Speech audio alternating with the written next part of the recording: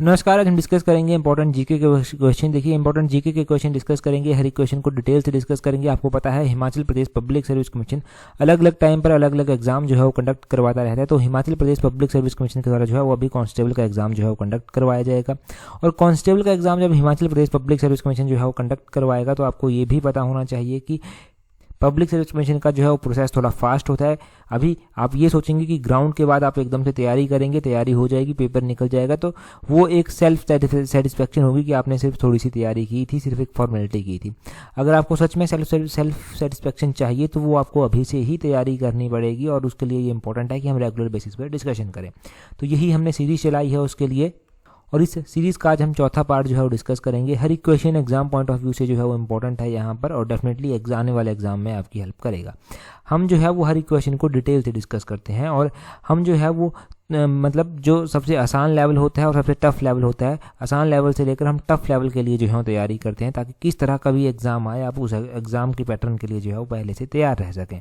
Public service commission हर बार एक नया pattern follow करता है, ज़रूरी नहीं कि वो पहले का ही पैटर्न फॉलो करेगा। तो हम बेसिक जो फाउंडेशन होती है उसको स्ट्रॉन्ग करने की कोशिश करते हैं यहाँ पर और डेफिनेटली होती भी है वो स्ट्रॉन्ग। अभी हम क्वेश्चन नंबर 1 से डिस्कशन को स्टार्ट करेंगे। बोलते हैं Mantalai lake is the source of which of the following river. बोलते हैं मनतलाई झील निम्नलिखित में से किस नदी का स्रोत है। बोलते हैं मनतलाई लेक की अगर हम बात करते हैं कि ये कौन सी रिवर का जो है वो स्रोत है, तो मनतलाई लेक जो है वो पार्वती रिवर का स्रोत है। ऑप्शन ए जो है वो सही आंसर हो जाएगा। मनतलाई लेक जो है वो पार्वती रिवर का जो है वो स्रोत है। और पार्वती रिवर कहाँ पर स्थित है, मनतलाई लेक कहाँ पर स्थित है, ये भी पता होना चाहिए। मनतलाई लेक कुल्लू में स्थित है। कुल्लू में स्थित है तो पार्वती नदी कहाँ पर है, ये भी कुल्लू में ही बहती है। अब पार्वती नदी भी कुल्लू में बहती है, मनतलाई लेक भी कुल्लू में ही स्थित है। तो कुल्लू में ऐसी कौन कौन सी इंपॉर्टेंट लेक्स हैं जो एग्जाम पॉइंट ऑफ व्यू से इंपॉर्टेंट है। पहले तो आपने कुल्लू के बारे में ध्यान रखना है कि कुल्लू में जो इंपॉर्टेंट लेक है उनमें भृगु झील आती है। भृगु झील जो है वो कहाँ पर, रोहतांग दर्रे के समीप जो है वो स्थित है। वैसे ही कुल्लू में जो है वो श्रिंगटिंगू झील भी जो है वो आती है। कुल्लू में जो है वो सरेउलसर झील भी आती है। कुल्लू में मनतलाई झील भी जो है वो आती है। ये झीलें कहाँ पर हो गई, ये कुल्लू में हो गई। अगर हम वैसे ही बात करते हैं, यहाँ पर ऑप्शन में भागा रिवर दिया गया है। भागा रिवर कहाँ पर बहती है, भागा रिवर जो है ये बहती है लाहौल स्पीति में। लाहौल स्पीति में बहती है। भागा जो है वो रिवर होने के साथ साथ जो है वो भागा वैली भी आती है। अगर हम भागा रिवर की बात करें तो चंद्रा रिवर का नाम भी आपके मन में आया होगा। चंद्रा और भागा ये दो इंपॉर्टेंट रिवर हैं। चंद्रा रिवर जो है वो लाहौल वैली में ओरिजिनेट होती है और भागा रिवर जो है वो लाहौल वैली में ओरिजिनेट होती है। और चंद्रा रिवर जो है ना वो एक चंद्रा ग्लेशियर है, वहाँ से निकलती है। और आपने ध्यान रखना है जहाँ पर चंद्रा और भागा दोनों आपस में मिल जाती हैं, जहाँ पर चंद्रा और भागा दोनों आपस में मिल जाती हैं उसको जो है वो क्या स्थान कहते हैं, उसको तांडी नामक स्थान कहते हैं। अब तांडी स्थान उसको कहते हैं। इससे आगे ये बहती हैं और बहते बहते चंबा में पहुँच जाती हैं।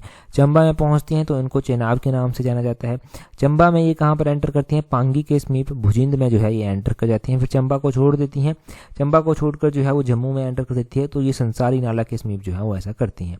ये सारे क्वेश्चन आपने यहाँ से ध्यान रखने हैं।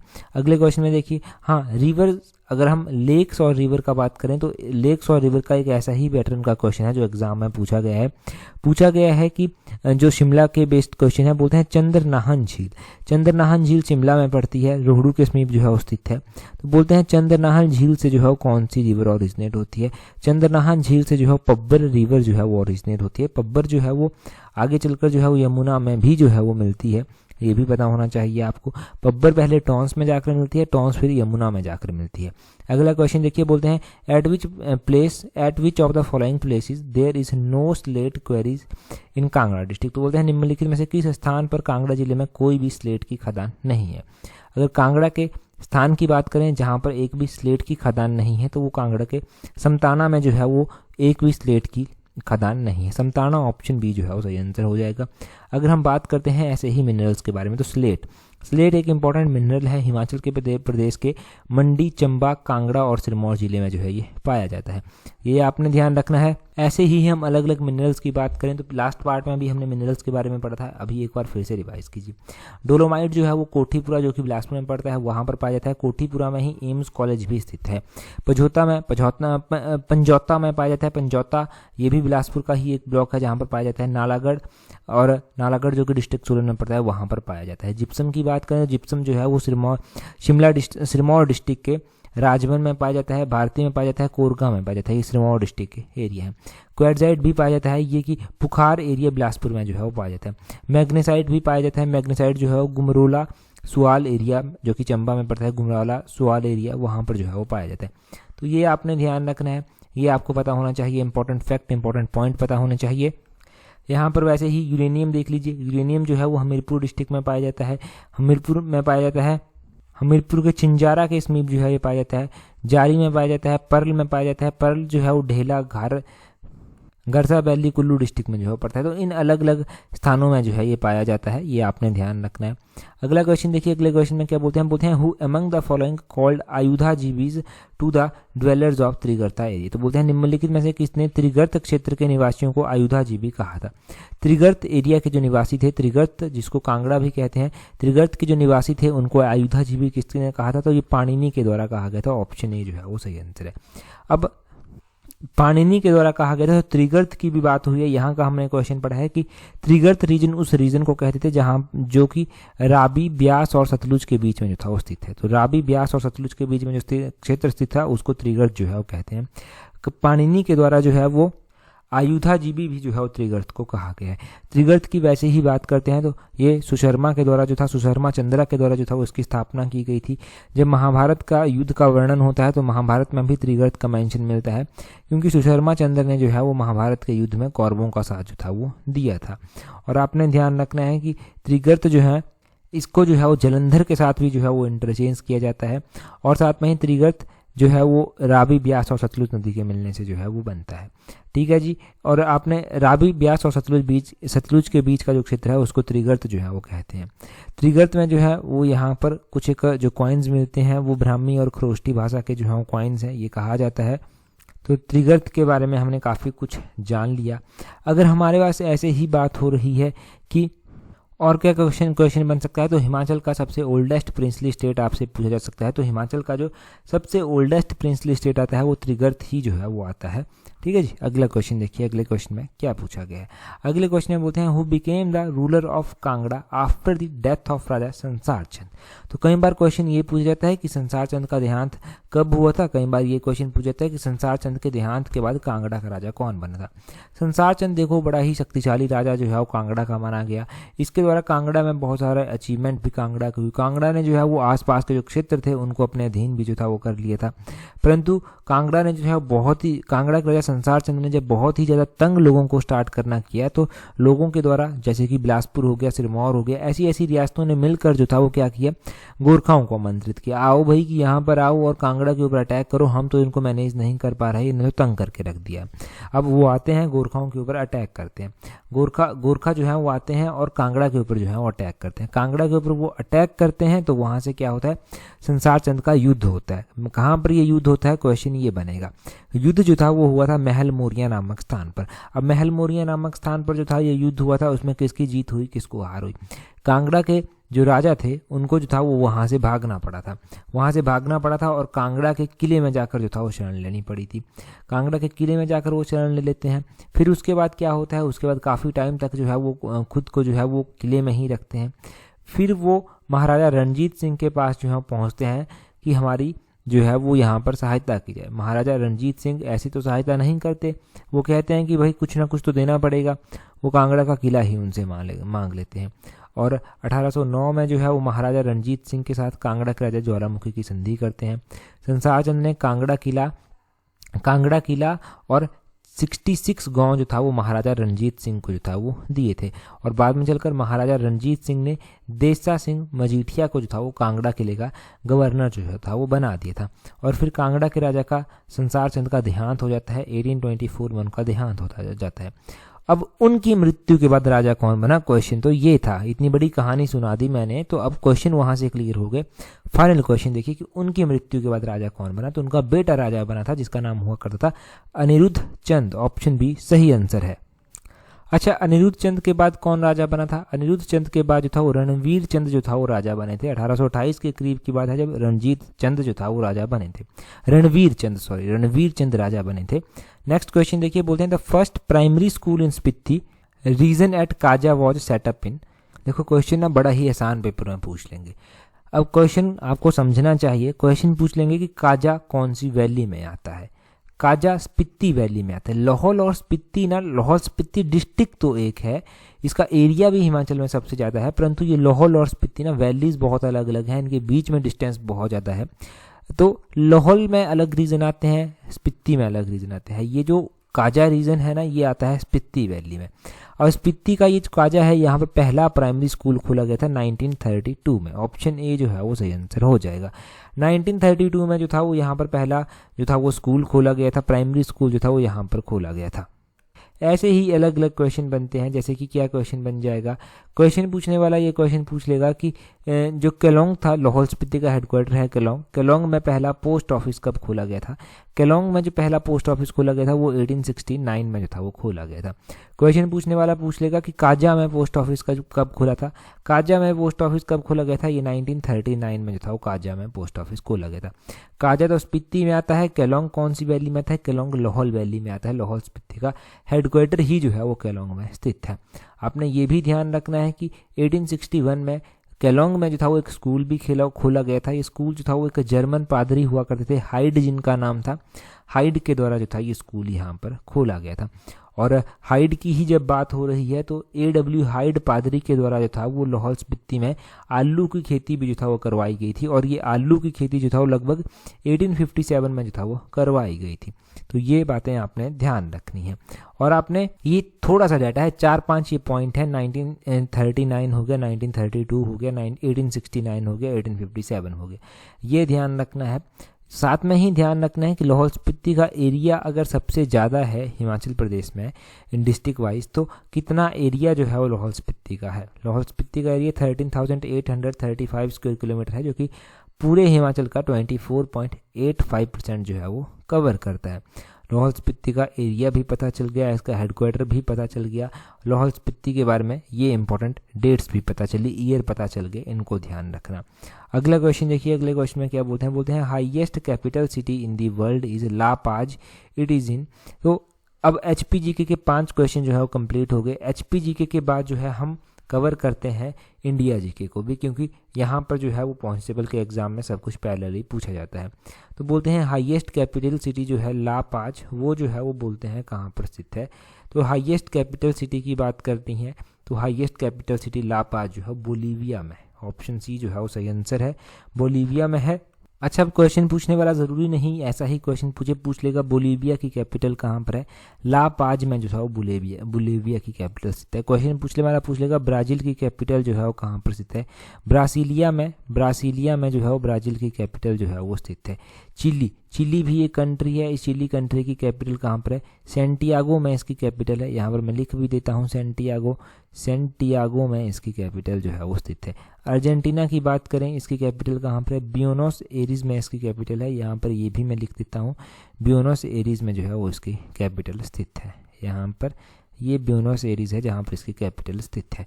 तो ये कंट्रीज़ हो गई हमारे पास 4, इन 4 कंट्रीज़ की कैपिटल हो गई। ये सारी की सारी 4 कंट्रीज जो है वो कौन से कॉन्टिनेंट में आती है, साउथ अमेरिकन कॉन्टिनेंट में जो है ये आती हैं। और आपने ये भी ध्यान रखना है कि हमारे पास जो है इसी तरह की कंट्री हैं, जैसे कि पेरू कंट्री हो गई साउथ अमेरिका में, पेरू कंट्री की जो कैपिटल है वो लीमा में आती है, लीमा में इसकी कैपिटल आती है। वैसे ही हमारे पास जो है वो इक्वाडोर कंट्री है, इक्वाडोर की कैपिटल है क्यूटो में, क्यूटो में इसकी कैपिटल जो है वो स्थित है। अर्जेंटीना ब्यूनोस एरीज हो गया, बोलीविया ला पाज हो गया, ब्राज़ील ब्रासीलिया हो गया। इसके अलावा जो है वो चिली चाइल्ड कंट्री हो गया, इस कंट्री की कैपिटल जो है सेंटियागो में स्थित है। तो अलग अलग कंट्रीज़ की कैपिटल ध्यान रखनी है, ऐसे ही ये याद होंगी, इनके लिए कोई मंत्र बहुत बड़ा नहीं है, बस रिवीजन ही एकमात्र तरीका रहता है। अगले क्वेश्चन में बोलते हैं the offspring born after result of meeting between male tiger and female lion. तो बोलते हैं नर बाघ और मादा शेर के बीच जब संभोग होता है तो उसके परिणाम से जो पैदा संतान होती है वो क्या होती है, तो उसको टाइगन कहते हैं, टाइगन उसको कहा जाता है। ऑप्शन बी सही आंसर है। स्टार लाइनर क्वेश्चन है, ऐसे क्वेश्चन पूछे जाते हैं। अगर आप ये सोचेंगे कि आप लूसेंट की किताब पढ़ लेंगे, अरिहंत की किताब पढ़ लेंगे और ऐसे क्वेश्चंस मिल जाएंगे, बहुत रेयर है कि ऐसे क्वेश्चंस मिलेंगे और ऐसे क्वेश्चंस याद रख पाएंगे। ये क्वेश्चन पॉसिबल होते हैं न्यूज़पेपर से और MCQ बेस्ड क्वेश्चन पढ़ने से। तो हम यहाँ पर वही कर रहे हैं, ऑफस्प्रिंग बॉर्न होती है जो meeting between male tiger and female line से, उसको टाइगन जो है वो कहते हैं। अगर हम बात जानवरों की कर ही रहे हैं तो हमारे पास नेशनल एनिमल ऑफ इंडिया भी आता है। हमारे पास जो नेशनल एनिमल ऑफ इंडिया आता है वो रॉयल बंगाल टाइगर जो है वो आता है। आपने ये ध्यान रखना है कि प्रोजेक्ट टाइगर भी हमने चलाया था। हमने जो प्रोजेक्ट टाइगर चलाया था वो 1973 में हमने लॉन्च किया था इंडिया ने। ठीक है जी, प्रोजेक्ट टाइगर हो गया, नेशनल एनिमल ऑफ इंडिया हो गया। साथ में ही जब भी बात हो रही है एनिमल्स की तो स्नो लेपर्ड भी डिस्कस करना ज़रूरी है। स्नो लेपर्ड जो है वो हिमाचल प्रदेश का जो है वो स्टेट एनिमल है। स्नो लेपर्ड की जब भी बात होगी तो स्नो लेपर्ड की जो पॉपुलेशन है उसके ऊपर भी क्वेश्चन बन सकते हैं। सबसे ज़्यादा जो पॉपुलेशन स्नो लेपर्ड की है वो कहाँ पर है, तो स्नो लेपर्ड की पॉपुलेशन सबसे ज़्यादा जो है वो कहाँ पर है, वो जो लद्दाख रीजन है वहाँ पर स्नो लेपर्ड की पॉपुलेशन सबसे ज़्यादा आती है। पूरे इंडिया में ज़्यादा नहीं, 718 ही स्नो लेपर्ड हैं। लद्दाख में 477 आते हैं। लद्दाख के बाद दूसरा नंबर उत्तराखंड का है जहाँ पर 124 आते हैं, और तीसरे नंबर पर हमारा हिमाचल प्रदेश है जहाँ पर 51 स्नो लेपर्ड जो है वो देखने को मिलते हैं। तो ये स्नो लेपर्ड की पॉपुलेशन हो गई। हमारे पास जो है वो प्रोजेक्ट टाइगर हो गया, हमारे पास नेशनल एनिमल ऑफ इंडिया हो गया। हमारे पास जो एक क्वेश्चन बना कि नर बाघ और मादा शेर के बीच जब मीटिंग होती है तो उसके परिणाम से कौन सी संतान बनती है, उसको टाइगन जो है वो कहते हैं। तो इन क्वेश्चंस को ध्यान रखना। अगला क्वेश्चन देखते हैं हमारे पास क्या पूछा गया है। अगर आप तैयारी पेपर 1 की कर रहे हैं ना तो टेस्ट सीरीज का लिंक दिया गया है नीचे डिस्क्रिप्शन बॉक्स में, वहाँ से प्रैक्टिस कर लेना। अगला क्वेश्चन देखिए, बोलते हैं who was known as the Calvin of Hinduism. तो बोलते हैं हिंदू धर्म के कैल्विन किसको कहा जाता है, तो हिंदू धर्म के कैल्विन जो है वो किसको कहा जाता है, वो कहा जाता है दयानंद सरस्वती को। ऑप्शन सी जो है वो सही आंसर है। अब दयानंद सरस्वती जी की जब बात हो रही है तो इनके भी क्वेश्चन पता होने चाहिए। इनके द्वारा जो था वो आर्य समाज की स्थापना की गई थी। अच्छा चलो, अच्छी बात है कि आर्य समाज की स्थापना जो था वो इनके द्वारा की गई थी, परंतु यहाँ पर जो है वो एग्जामिनर नहीं रुकता, कभी भी क्वेश्चन पूछ लेते हैं कि आर्य समाज की स्थापना तो दयानंद सरस्वती के द्वारा की गई थी। कब इनके द्वारा जो था वो आर्य समाज की स्थापना की गई थी, तो 1875 में आर्य समाज की जो था स्थापना की गई थी 1875 में। अच्छा चलो, आर्य समाज की स्थापना भी होगी, कैल्विन ऑफ हिंदुइज्म भी हो गए, दयानंद सरस्वती, और भी क्या कोई क्वेश्चन बन सकता है। क्वेश्चन ये बन सकता है कि दयानंद सरस्वती जो है वो इनका ओरिजिनल नेम क्या है। दयानंद सरस्वती का जो ओरिजिनल नेम है वो मूल शंकर है, वो भी पता चले। तो बहुत सारे एग्जाम्स में तो इनका ओरिजिनल नेम भी पूछा गया है। उस टाइम ना ऑप्शंस को देखकर कन्फ्यूजन होता है, तो एग्जैक्टली बेटर है कि क्वेश्चंस को हम ऐसे ही रिवाइज करें और क्वेश्चन ही याद हो जाए, तो उससे जो है ना वो पेपर में ऑप्शंस देखकर कन्फ्यूजन वाला कॉन्सेप्ट भी दूर हो जाएगा, वो कन्फ्यूजन होगा ही नहीं। ठीक है जी, अगला क्वेश्चन देखेंगे हम, हमारे पास क्या पूछा गया है। बोलते हैं in which year Chapekar brother assassinates 2 unpopular British officials at Pune. तो बोलते हैं किस वर्ष चापेकर जो भाई थे उनके द्वारा पुणे में जो था वो आलोकप्रिय ब्रिटिश जो अधिकारी थे उनकी हत्या की गई थी। 2 ऐसे अधिकारी थे जिनकी हत्या जो था वो चैपकर ब्रदर के द्वारा की गई थी, वो 1897 में जो था वो की गई थी। 1897 में चापेकर ब्रदर्स के द्वारा जो था वो 2 ब्रिटिश ऑफिसर्स की हत्या की गई थी। ये हत्या पुणे में की गई थी। अच्छा, इनके नाम क्या क्या थे, तो इसमें से तो एक का नाम था रैंड, RAND, और एक का नाम था लेफ्टिनेंट आयस्टर, यहाँ पर मैं लिख देता हूँ आयरेस्ट इनका नाम था। इनकी हत्या जो था वो इनके द्वारा की गई थी। उसके बाद 1899 में क्या होता है, 1899 में जो था वो मित्र मेला जो है वो एक सेक्रेट सोसाइटी होती है जिसको ऑर्गेनाइज किया जाता है। तो ये जो सर्वेंट सेक्रेट सोसाइटी थी इसको जो है वो ऑर्गेनाइज किया जाता है 1899 में। क्वेश्चन क्या पूछा जाएगा, मित्र मेला की स्थापना कब की गई थी। मित्र मेला 1899 में बना।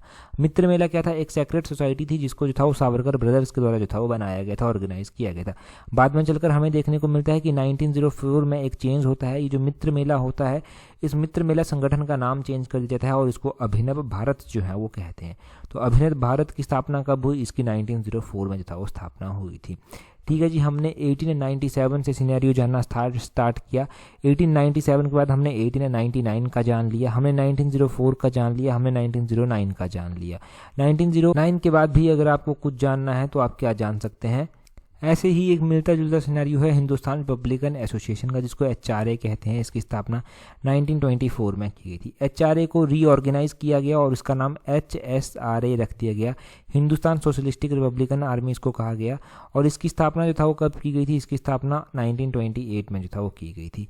और उसी बीच हमें 1925 में देखने को मिलता है कि 1925 में काकोरी रोबरी जो है वो होती है। उसके बाद 1931 में हमें देखने को मिलता है कि 1931 में जो है भगत सिंह, राजगुरु और सुखदेव को जो है वो हैंग कर दिया जाता है। अब आप जो मुझे क्वेश्चन का आंसर कमेंट करके बताएंगे वो आप डेट बताएंगे जब भगत सिंह, सुखदेव और राजगुरु को जो था वो फांसी की सजा दी गई थी। ईयर मैंने 1931 बता दिया है। डेट आप एग्जैक्टली बता दो कि कब जो था वो फांसी दी गई थी।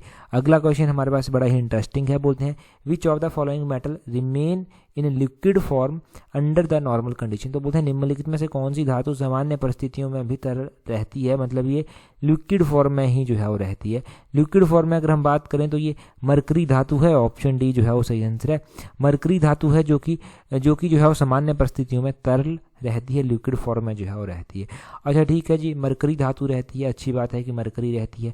हमारे पास जो है वो अलग अलग मेटल्स आती हैं, मेटल से भी क्वेश्चन जो है वो बनते हैं। क्या क्या क्वेश्चंस जो है वो मेटल से बनते हैं, ये बन सकते हैं। क्वेश्चन पूछा जाता है कि ऐसी कौन सी मेटल जो है वो है जिसको जो है कैरोसिन ऑयल में जो है वो स्टोर किया जाता है। तो अगर हम बात करें कि कैरोसिन ऑयल में जो है वो किस मेटल को स्टोर किया जाता है, तो वो सोडियम मेटल है जिसको स्टोर किया जाता है। ठीक है जी, सोडियम मेटल को जो है वो कैरोसिन में स्टोर किया जाता है। क्या ऐसा रीज़न होगा कि इसको जो है वो सोडियम में जो है वो स्टोर किया जाता है, सोडियम को जो है वो कैरोसिन में स्टोर किया जाता है? रीज़न इसके पीछे ये है कि ये जो है वो हाईली रिएक्टिव होती है। जैसे ही ये ऑक्सीजन के कांटेक्ट में आती है तो ये आग पकड़ लेती है, तो इसलिए जो है उसको स्टोर किया जाता है। अच्छा, ये मेटल के क्वेश्चन हो गए, तो इन मेटल के क्वेश्चंस को जो है वो ध्यान रखना। और साथ में ही एक इंटरेस्टिंग क्वेश्चन मैं आपसे पूछता हूँ, उस क्वेश्चन का आंसर आप कमेंट करके बताना। परंतु क्वेश्चन मैं आपसे पूछूं उससे पहले, जैसे ही हम पीडीएफ अपलोड करेंगे आपको मिलेगी कहाँ पर वो पीडीएफ? आपको हमारे टेलीग्राम चैनल पर जो है वो मिलेगी। टेलीग्राम पर आप हमें कैसे जो है वो ज्वाइन करेंगे? टेलीग्राम पर हमें ज्वाइन करने के लिए अपने टेलीग्राम से सर्च करना इस तरह से @allexam31। टेलीग्राम पर आप हमें ज्वाइन कर लेंगे। टेलीग्राम पर ही आपको पिन किया हुआ व्हाट्सएप का लिंक भी मिलेगा, व्हाट्सएप का लिंक आपको वहाँ पर मिलेगा, तो व्हाट्सएप पर भी हमें ज्वाइन कर लेना, क्योंकि व्हाट्सएप पर भी जो है वो हम अपडेट आपको करते रहेंगे। अब क्वेश्चन देखिए जी, जो इंटरेस्टिंग और इम्पोर्टेंट क्वेश्चन आपके लिए है वो क्या क्वेश्चन है? क्वेश्चन आपके लिए ये है कि किस रियासत के राजा को जो था वो कांगड़ा के राजा संसार चंद्र ने जो था वो 12 वर्षों तक नदौन में बंदी बनाकर रखा था? उस रियासत का नाम भी बताना है, उस राजा का नाम भी बताना है जिसको 12 वर्षों तक जो था वो कांगड़ा के राजा संसार चंद्र के द्वारा जो था वो बंदी बनाकर नदौन में रखा गया था। तो ये दो क्वेश्चन आप बताइए, इनके आंसर आप बताइए कि किसको रखा गया था, कितने वर्षों के लिए रखा गया था, वो मैंने बता दिया। उस राजा का नाम बता दीजिए, रिवीजन आपका हो जाएगा। अच्छा क्वेश्चन है, अगले आने वाली वीडियोस में भी ऐसे ही रिवीजन होते रहेंगे। आपका साथ मिलना बहुत ज़्यादा इंपॉर्टेंट होता है। इस वीडियो में इतना ही है, तो that's all. Thank you very much for watching and listening it very patiently.